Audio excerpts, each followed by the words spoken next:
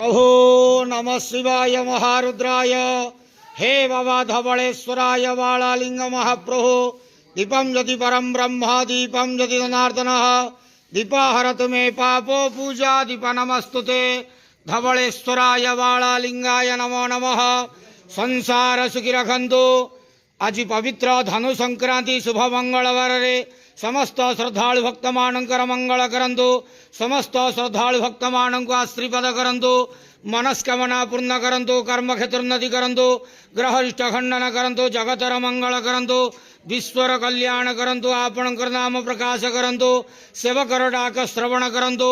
समस्त गुआवसा भक्त मानकर मनस्कामना पूर्ण करंतु।